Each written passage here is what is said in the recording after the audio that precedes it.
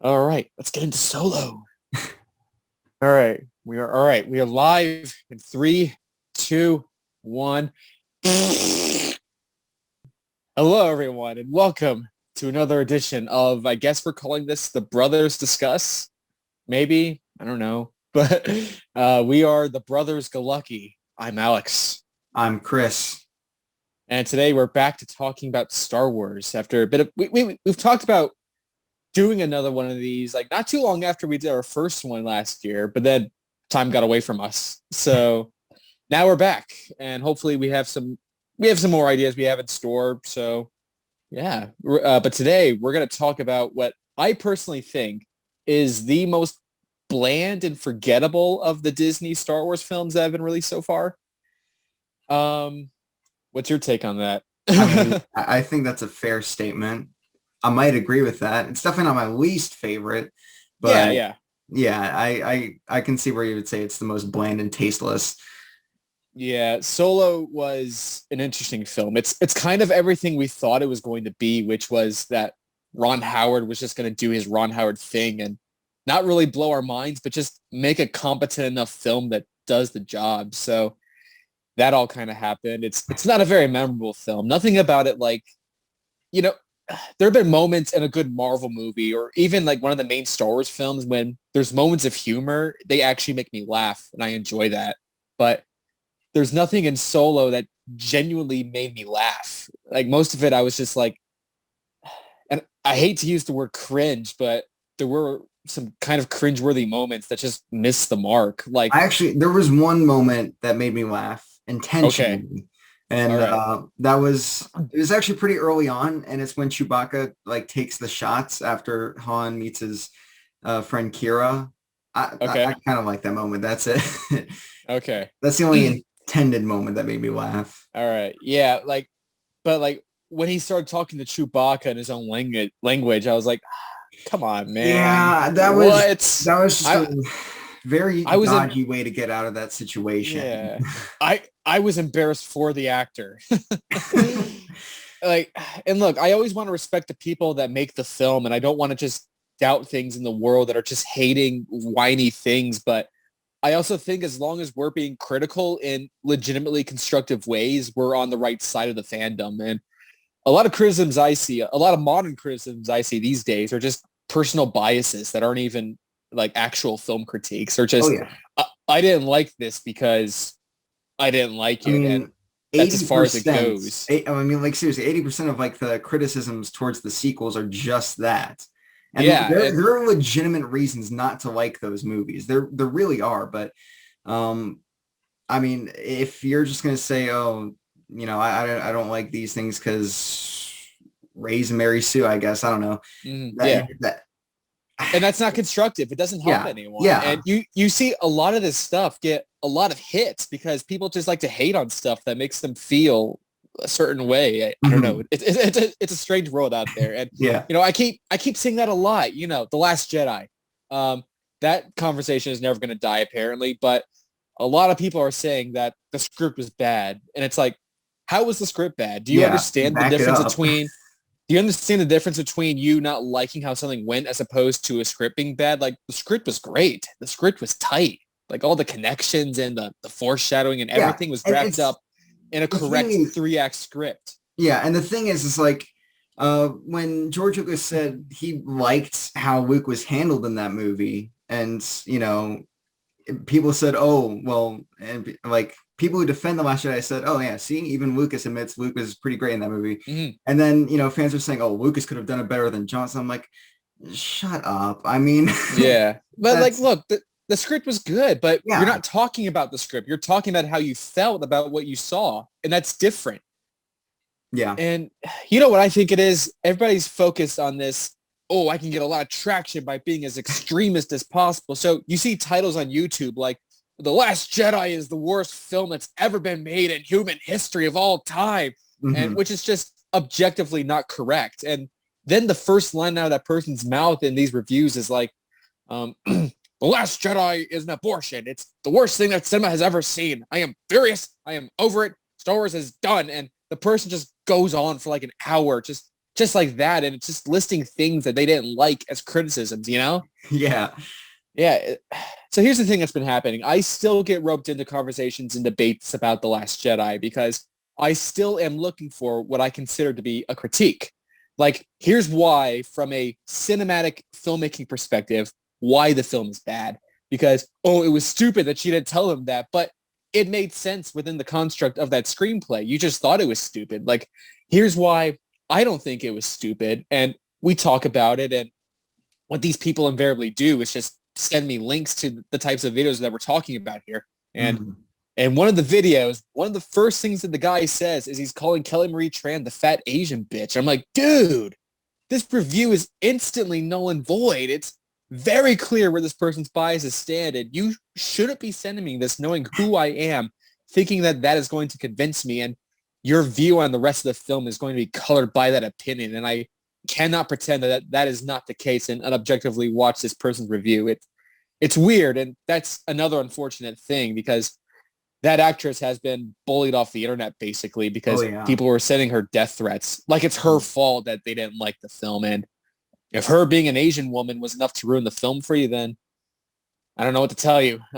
There's a lot of good films out there that you're not going to like. I'm not going to recommend any Korean films, even though there's like amazing films out there. Mm-hmm.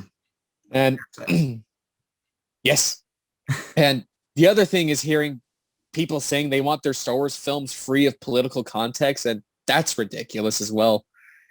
And, you know, we've said this before. We talked about this in our last podcast from last year. Star Wars has always been political. It's always been about power to the people and overthrowing tyrannical governments. But that spoke to people in their childhood. And I read an article that said that people just want to be reminded of the way they felt when they were children. But sci-fi changes with the times they're being produced in. So these films are not reminding them of how they felt when they were children, and they're upset. They think that these films should constantly be a nostalgic trip, but not too nostalgic, because if it's just like The Force Awakens and it's too much like the old films, then that's bad too. So I honestly think that nothing will make these type of people happy.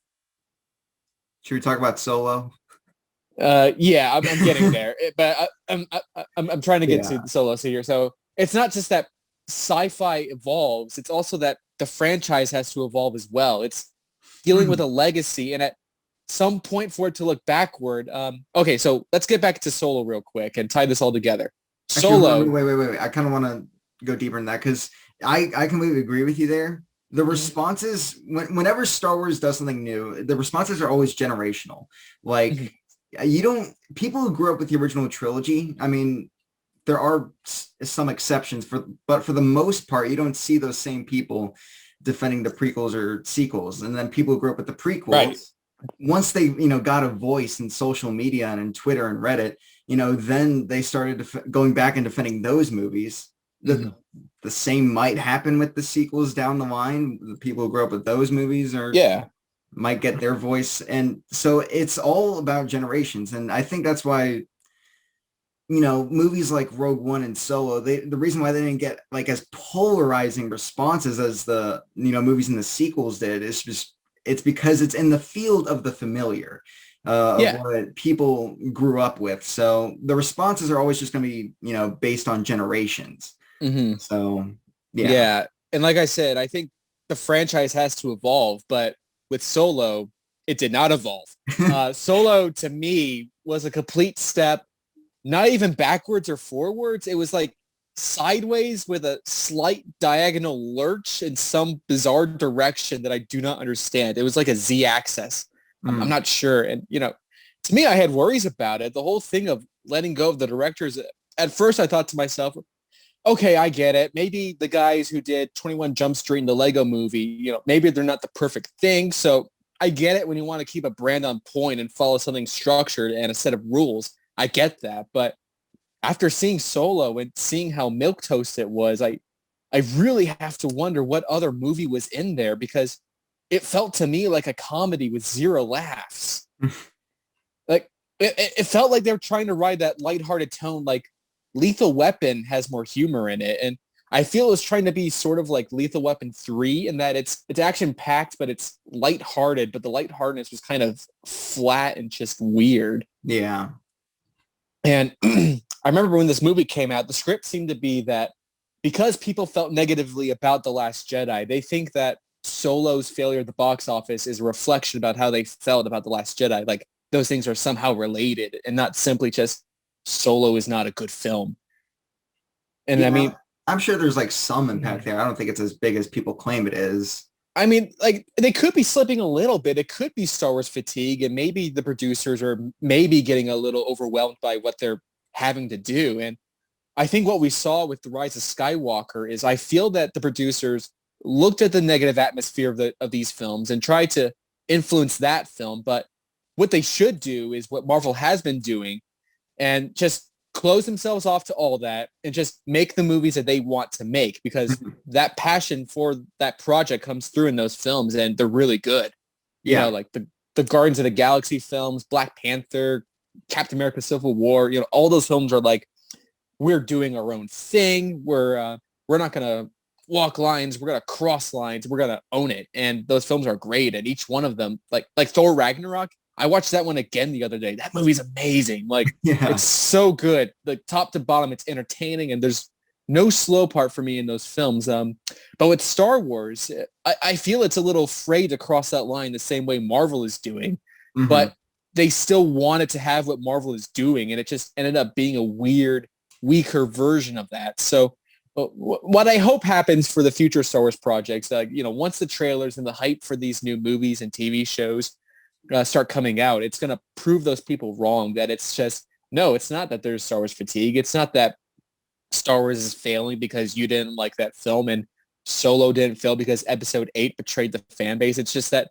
Solo was a bad film and you're going to watch these films no matter what, because it's what people do. Like the people that hate The Last Jedi probably watched it more than anyone else. Yeah. And there's something else too, which is kind of weird. It's that, and this will lead us to the Imperial March.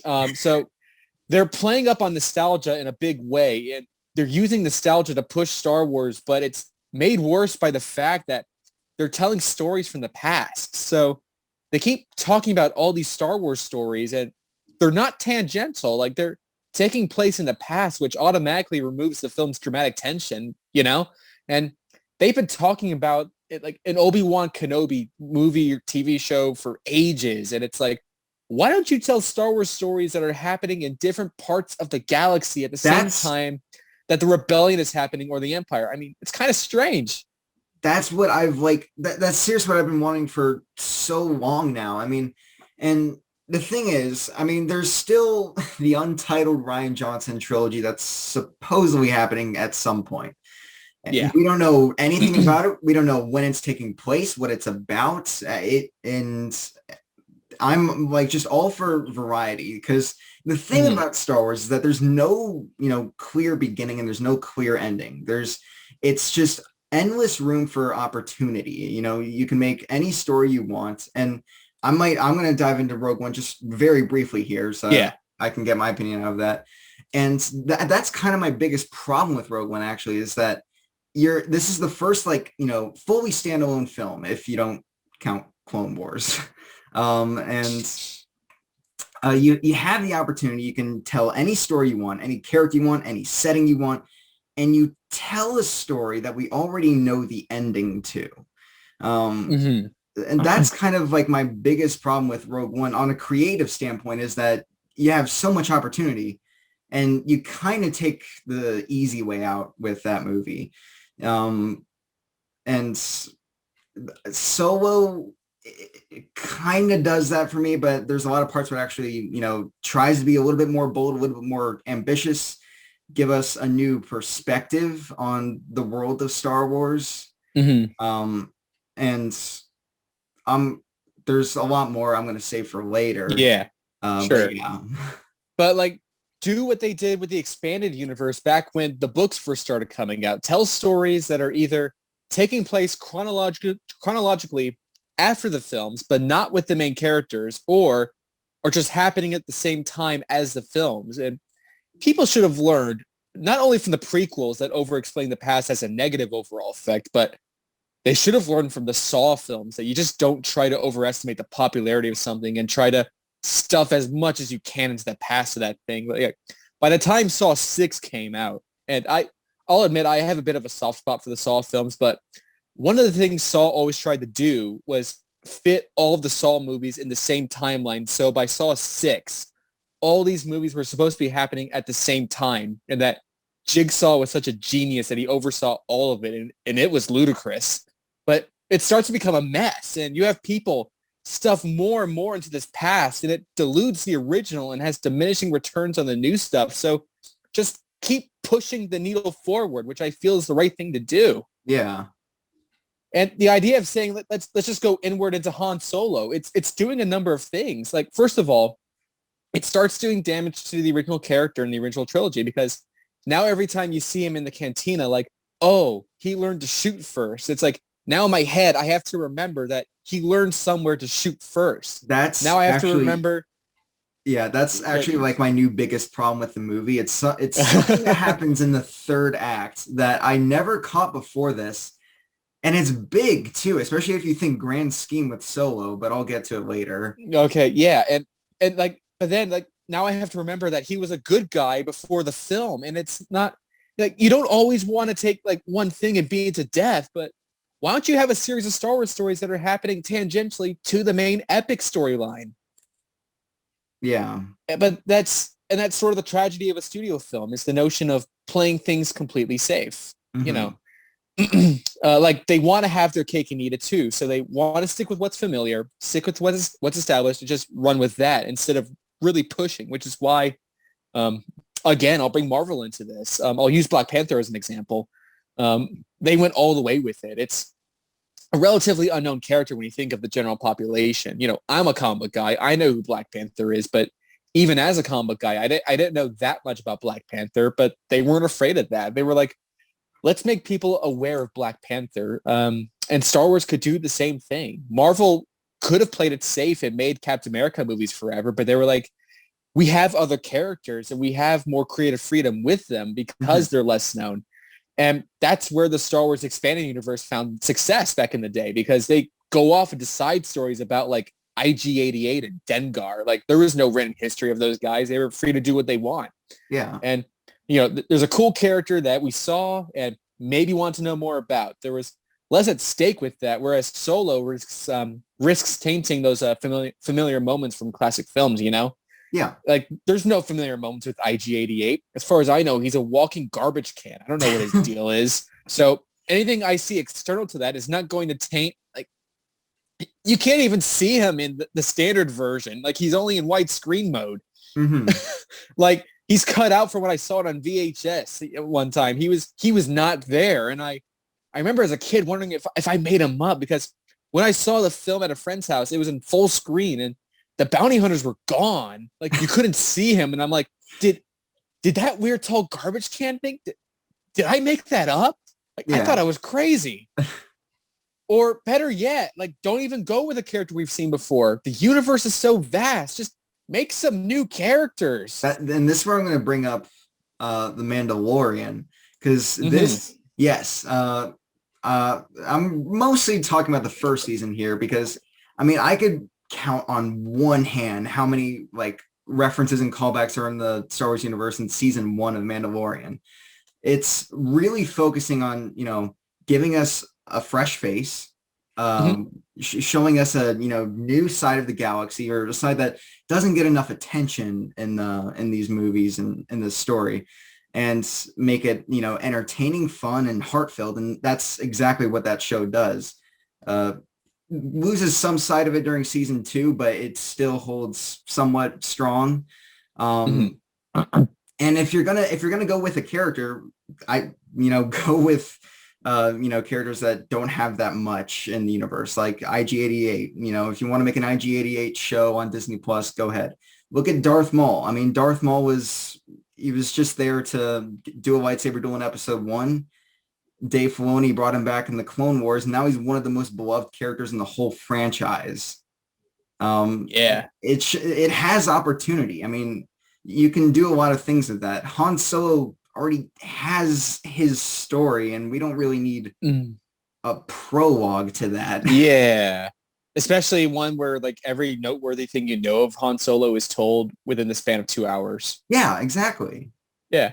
But that was my sort of compromise for the studio films. If you're going to go with something that's already established, here's some cool characters, which I think is risky too, because they did the same thing with Boba Fett. Like that was a character that had a weird pop culture status because he was so cool and mysterious, and now you know everything about him. And to me, he sucks. It's like, oh, he's a clone baby from an army of clones, and all the stormtroopers are clones. And that was just a weird, unnecessary thing to do. Yeah.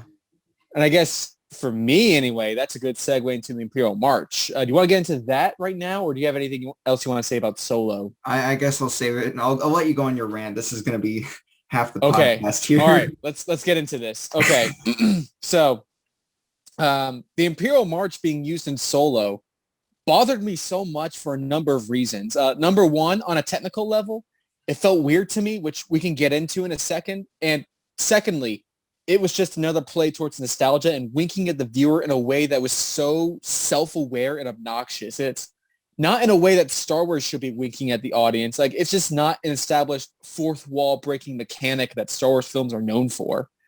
So let's talk technically, right? The thing that's so disappointing about it to me is that the Star Wars universe has always worked hard to make sure that you know that things differ from the world that we live in interesting ways. So the song that they're playing in Jabba's palace might sound funk-based, but none of the instruments that they have, like everything is always a little bit off. Same with the Cantina Band. It kind of sounds like a jazz group, but it's a weird jazz group, and nothing like you'll ever see in a bar in Manhattan, for instance. And that genre of music in Star Wars, it's called jizz, by the way. That's the style of music that they play. It's not jazz, it's jizz. But this is but my point is, this is something they always do. You know, they take something that we have in our world and then they make it a little less identifiable by just pushing it to the right or left. So what they're saying to me with the Imperial March and Solo, which I find horrible, they're saying that there's such a thing as a traditional orchestra that has all the parts and pieces of a traditional orchestra that actually plays the Imperial March, like as we know it. So you can imagine, for example, that Han Solo could theoretically go into a theater and sit down in front of a 70-piece orchestra and listen to them play the Imperial March. And that sucks. That fucking sucks. But it implies so much more too. Like, now there is some sort of committee within the Empire that's commissioning pieces that are thematically relevant to their values. Like, we need something that's got like cadence to it, but it also implies malice and bad intentions, but is also very uniform. And we want that to be our song. It also means that since it's clearly the Imperial March, and there's been some debates on this, excuse me, I've only seen Solo in its entirety once. And my recollection on it is that it's not exactly the Imperial March. It's like slightly different in a couple of ways. Like, I noticed that when I was just watching this, it's a little out of tune at some parts. Yeah, like maybe some things are right, but it's like weird. Like maybe it has some of the same phrasing, and obviously the orchestration is identical, but maybe they're saying, for example, like it wouldn't go into the B section with the woodwind instruments like da-da-da-da-da-dun, da-da-da-da-da-dun, da-da-da-da-da-da, like that kind of part. But Yeah. that doesn't solve the problem. The intention is that it's recognizable as the Imperial March, regardless of how it's actually performed. Like, we're supposed to know and wink with the filmmakers that we're hearing the Imperial March being used by the Empire to recruit people. And that's silly. Let me drink some water real quick. Okay. Okay. So anyways, and people have argued that there was precedent for this in Star Wars Rebels in an episode called Empire Day, in which there's a parade. And in this scene, there's a parade for the Empire featuring soldiers and vehicles, and the Imperial March is playing, but it's in a major key. So again, it's a little bit off from the Imperial March. And people's argument is that set a precedent to be, and to me, it's like, no, just because it showed up in a cartoon, that doesn't make it more acceptable. It actually makes it less acceptable to me. And making a nod to the audience about a well-established iconic thing, such as a score that's decades old, is something that a comedy would do. Like, Gremlins does that. The Gremlins themselves hum in a cappella the theme to Gremlins, but That's because by Gremlins 2, he was completely dismantling the hypocrisy of franchise movies. He was making a point by doing that. He was making fun of merchandising and pop culture. And for Star Wars to do the same thing, but for different reasons, it's just pointless. There's no point to doing that. Yeah. And just to be super clear with anybody listening, that there's another part of this that is not clear at all, that the music is being performed in the parade either. It's in the same way that when you get Vader walking in a room full of people and there's action happening and the Imperial March is being heard, it's not supposed to actually be playing in that environment diegetically, like pumped over the sound system or something. Like the parade is essentially an attempt by the Empire to do something that is sort of propaganda-ish or something. So it could be the same thing as utilizing the Imperial March, but in this positive way as part of their pro-imperial sort of vibe. And you never see a band, so it doesn't sound like a marching band. It still sounds like a full orchestra, and it also doesn't sound like it's being played over a PA or anything like that. It's a full score, and you never see a band or an orchestra or anything. It's just the vibe of the situation, but there is a gray line there. It's not a hard line there. Art is weird like that. I'll give you an example. Any musical, like take like Sweeney Todd, right? So Sweeney Todd like walks into a pie shop and he starts singing with Mrs. Lovett, right? You're not, as the viewer, supposed to believe that there's diegetic music that's playing in that scene. You don't believe that there's an orchestra that's in the shop with them literally playing the music. Their voices as they sing are diegetic. They are singing in that environment, but it's also a little weird because musicals are funny like that, or music videos are weird like that. Like, you don't always think, like, when Michael Jackson is walking down the street singing and Beat It, is he really on the street singing the song in that reality? And is there an actual rock band that's blasting music the whole time as he's changing locations? Of course not. But that's what makes the art form so strange and beautiful. So you could argue that maybe it's a situation like that where maybe there's supposed to be a band there, but they're not like literally playing the Imperial March. It's just the vibe of the situation. It's the score. And the whole point of the Imperial March is that it set up the vibe of what you are seeing. It's what the score helps to do. It helps paint the scene, and that's what the Imperial March did. It's a tightly regimented, strict, and malicious government organization. That's what the song sounded like. And then to suddenly flip it and say they actually listen to this as they march, like this is what drives them in their world and also drives your feelings about them, seeing them on screen. That's just a weird line to cross. It doesn't seem like there was any reason to cross that line at all. And to do it in Solo as just a recording is even weirder. Yeah. And some people are okay with that. Like, I can't tell you that you can't be okay with that. Some people are like, yeah, it's fine that the Imperial March exists in canon. I actually like that. It's fine. And it is a funny thing for me to get hung up on, whereas other people are getting hung up on other things. But like, oh, like keep politics out by Star Wars. But that's my point. I'm approaching this from a critical standpoint. I just gave you critical reasons why I don't think that worked and why it shouldn't have been done in the first place. But see, the thing is, it gets so weird when you start pushing the logic of using the Imperial March outwards. So check this out. Kylo Ren's theme, the bum, bum, bum, bum, bum, is related to the Imperial March melodically. So now they're saying that Kylo Ren's theme is based on an actual piece of music that exists in the Star Wars universe.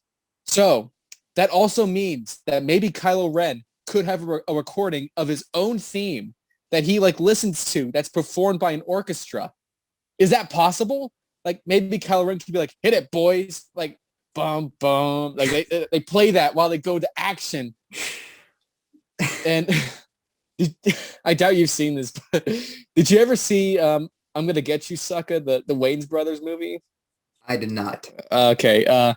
I figured, but when the first lesson that the old school blaxploitation character gave the new kid, the new blood, he's like, always have theme music. And behind him, there's like this jazz band that just followed him everywhere he went and to play that movie's version of the Shaft theme song. That's what that reminds me of. But I just got another example too. So if the music in Star Wars has a chance in being in canon, in universe music, that would be like every time Han and Chewie are being chased through an asteroid field, Han goes, Chewie, hit it. And Chewie puts in a cassette tape with asteroid field chase. And they play that while they're being chased. Like once you establish that it's possible, then you have to consider it across the board. Yeah. And maybe the music in the asteroid chase was coming from the Millennium Falcon the whole time. It didn't sound like it. Maybe it was being pumped out. Maybe the Empire was pumping it out through a Star Destroyer. Like, here we go, boys. You're getting chased now.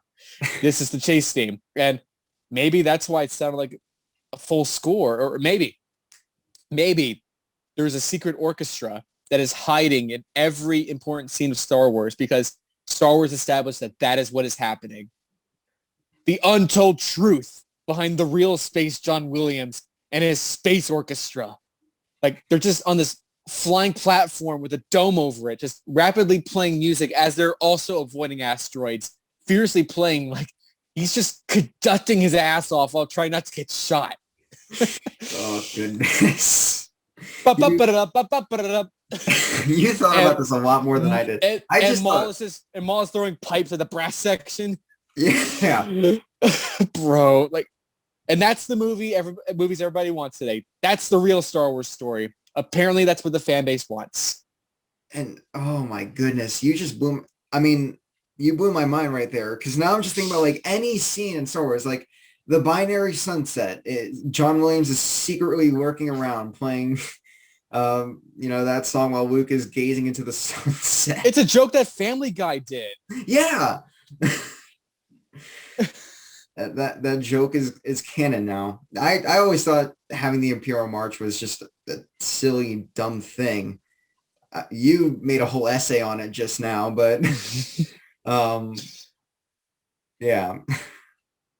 I guess I could bring in a little positive since we're talking about the music, and I'll say that I think John Powell's score in Solo I thought was fantastic. It's a big, booming, glorious score, and go and buy it because it's got some beautiful orchestrations and a lot of cool thematic stuff. And I think John Williams actually did the main theme for Han in this movie.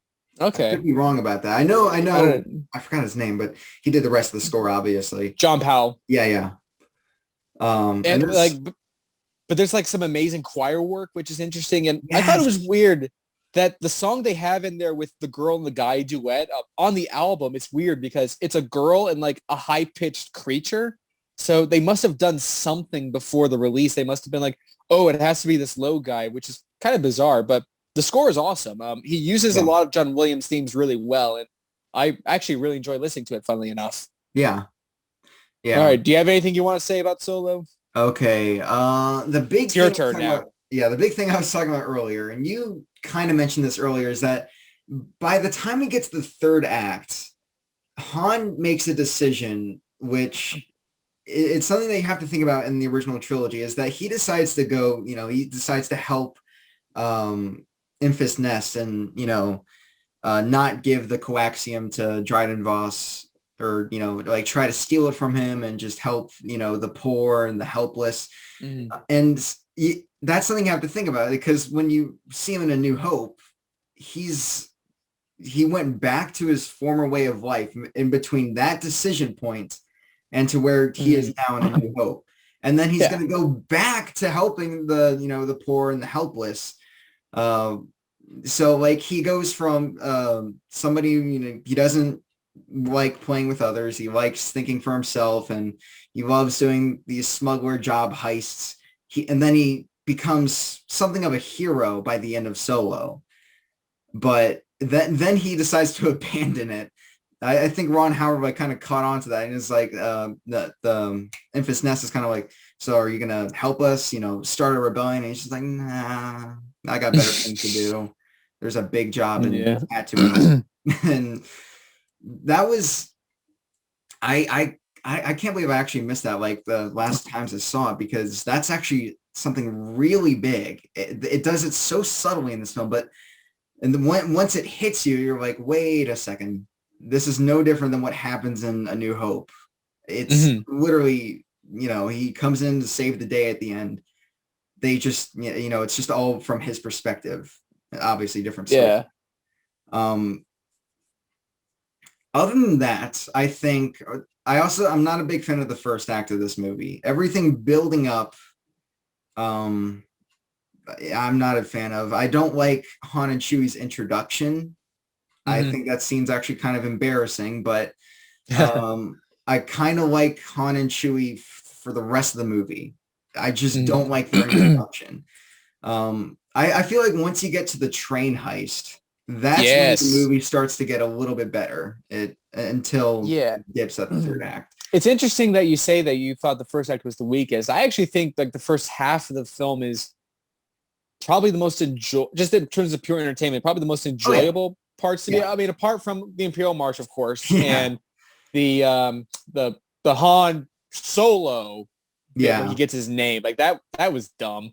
But yeah, other than that, I think it's really fun, like, in terms of, oh, there's a train heist in the world of Star Wars, and Han and Chewie are there, and I don't really care about the other characters, but Jon Favreau played like a space monkey thing. That was kind of neat. yeah. And So that's kind of fun. But I think where the film starts to fall apart for me is actually when you get introduced to Donald Glover's Lando. Because if I'm being honest, I didn't care for this particular like version of Lando. And with all due respect to Donald Glover, I think he does a good impression, but there was just nothing there that really I didn't like it. And yeah, obviously that's also when we're introduced to his sassy robot friend, and I'm not going to get into that. I think everything's been said about L3, but Mhm. I agree with you there. Lando wasn't I see what you mean by that, but what I'm saying is that the first act has a lot of dumb moments that I really don't care about. Obviously, the Imperial March, Han getting his last name, uh, Han meeting Chewie, and him speaking Wookiee. Moments like that, it's kind of what you know turns me away from the first act entirely. Well, not necessarily entirely, but for the Mhm. most part. And then the train heist happens. It's definitely the best action sequence in the movie. I think that's safe to say. Yeah. Um, really entertaining, well-made action.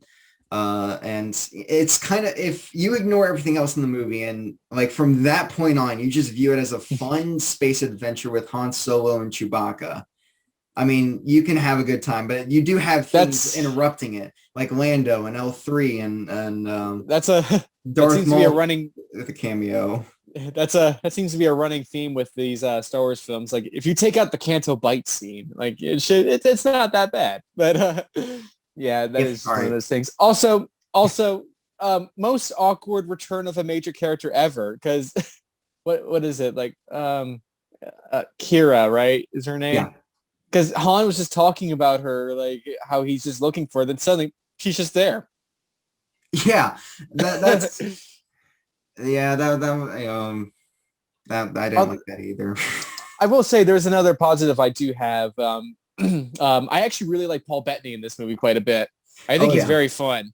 He's just very charismatic. Like the way he like says like, "Oh, bring me one of the hyperfuel thingies, whatever they're called." yeah, Um, it's just so fun. But apparently, what's interesting is that that's one of the additions in the Ron Howard cut. He was not in the original version of the film. yeah. I kind of got that feeling when I was rewatching it. Is this? I mean, I really want. I'm going to be completely honest. I kind of do want a Phil Lord and Chris Miller version of this film.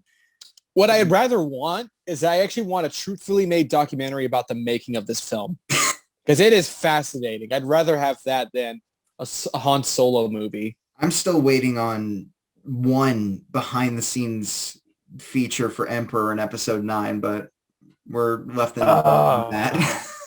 we're we're never never going to get that. we're never going to get that. No commentary for that movie, nothing. It just happened. But oh, what was I saying about Solo? Crap. Oh, wait, what were you talking about beforehand? I was all right. We were talking about Kira, Paul Bettany's character. I think he's Yeah. a fun, very corny, but still a lot of fun villain, Mm-hmm. especially in Star Wars. Um, and you were saying earlier, it's like, when I was saying, oh, if you ignore all these things, it's a fun movie. Uh, on a quick side note, if if I was actually talking about The Last Jedi, I would full-heartedly defend Canto Bight. There's a lot of underrated Mhm. stuff about that sequence. It's not perfect, but it's not, the worst thing in all of Star Wars, like And ever. that's a conversation for another time. We'll have to do Yeah, Last Jedi at some point. yeah, but yeah, I love. I think honestly, my favorite part is Alden Ehrenreich as Han Solo. I thought he Oh actually yeah. did a really great job. Yeah, Um, there was a lot of worries going in because there was the whole thing of how he needed like an acting coach, and maybe that helped him out in the end. Who knows? maybe, But no, I thought he did a really good job as Han Solo. And what I appreciate about him, if I can compare him to Donald Glover real quick, I appreciate that Alden did his own thing. He wasn't doing an impression. yeah. I mean, you can still tell that he's playing a version of Han Solo at some point, but it's not clearly a Harrison Ford ripoff. hmm And I think part of that is actually kind of to the dialogue because Lawrence Kasdan co-wrote this movie, um, which is interesting to think. This is the same writer of Empire Strikes Back co-wrote Solo, and I think Yeah, I think part of the stipulation with Lawrence Kasdan writing The Force Awakens, I think part of that was that he gets to do a Han Solo film. I think that was the arrangement that he had with Disney or something like that. I mhm, think he co-wrote this with his son, if I remember correctly. yeah, he did. And the dialogue from Han Solo's perspective kind of it did feel very natural. Like I could see the same things being said from Harrison Ford. Mm-hmm. Which I think that's why I like, Alden Ehrenreich. He doesn't sound exactly like Harrison Ford, but that doesn't bother me. He just Yeah. gave a good performance. He felt like a younger Han Solo, which is what this is supposed to be. And Mm-hmm. that's something that I still enjoy about this movie. Is if I just ignore everything, he gives a really great performance, and I can buy the fact that he's a younger Han Solo. Yeah. Um, uh, is there anything Did you I'm have anything you want to say about Darth Maul? why? And I know like why is kind of the big question now in Star Wars, but like honestly, I mean, where I think all hopes. I mean, all right, hold on. Let me grasp this. So Okay. I have no idea if this is still happening, but a while back there's supposed to be a Solo trilogy now, Yeah. and I have no idea if that's still a thing. It might be. I might be wrong, and they might actually do things with Darth Maul. But when I first saw this, I thought in my head, wait a second, this character's already dead. I mean, this is at the point where he died in Rebels, and he's long gone. And I'm just kind of questioning, like, what more can they do with him? They, I mean, they had stuff to do with him in season 7 of Clone Wars with him and Ahsoka, and I thought, all right, that's good. I don't know what the heck he has to do with Han Solo, but It's if gangsta mode now. yeah, um, it's it felt very desperate to get like Yeah. something out in the climax of this movie to get something that'll leave fans like, oh, Hmm. I don't think it really worked, but Yeah. And I think that is one of the dumber things in the film for me as well. The big thing for me is the fact that he's so evil that he's able to not only appear red in the hologram, but his lightsaber is also red in the yes, hologram. you have It to was keep in just mind so dumb. this is in a timeline, and at this point in the Star Wars universe, I hate to get all fan nerdy on you, but the holograms are just blue. I mean, we don't see like full picture holograms until the sequels, and even then, they didn't really utilize those holograms all that much. Mm-hmm. Yeah. So, Yep. Is that everything? I feel like I have so much more. Oh, all right. So I'm gonna Yeah. talk about kind of what I think is happening now with future spin-offs in Star Wars because I feel Okay. like Disney Lucasfilm like kind of learned a lesson from this movie, and I might be wrong, but I have a feeling is with the reception that this movie got financially, that is, it kind of tanked in the box office, and they kind of pulled the budget from the Boba Fett movie that was supposed to be made and just put out a Mandalorian show and eventually reintroduced Boba Fett in that show. I have a feeling that that's kind of like the future with Star Wars spin-offs, is that they're not going to be films as much anymore. Rogue Squadron is the only title confirmed Star Wars movie. I mean, obviously, there's that. Taika Waititi's making a movie. Yeah, but you have a few movies here and there, but for the most part, we have Mandalorian. We're getting an Ahsoka show. We're getting Rangers. We're getting a Lando show. We're even getting a Lando show, exactly. So I feel like now, especially with the reception that Mando got, even though the reason why Mando kind of succeeded is way different as to why, Solo failed. Mando succeeded because it got the atmosphere that Solo got right. It was a different perspective in the Star Wars universe. We're getting a different side of the galaxy, a bit more unfamiliar, which is great. But the added touch is that it's also a new character. You're not telling us things that we already know. Mm-hmm. It's a completely new and original story. And that's why Mando succeeded. And it's just simple. Exactly. Literally, Mandalorian season 1 and 2 is all about getting Baby Yoda from planet to planet. Mm-hmm. And it's fun. And there's a lot going on along the way. And that can also be another discussion for another time. Yeah, Mando. But yeah, and so Solo's just that bland Star Wars movie at the end of the day. And it's what we said at the beginning. And it's absolutely right. It does nothing, grand, which at a lot of points in the movie, I actually think plays to the movie's advantage. Because, again, walking out of Rogue One, I don't necessarily need... Because you can easily rename Rogue One to be episode 3.5 and get away with it. Because it just fits that perfectly within the episodic films. It doesn't really...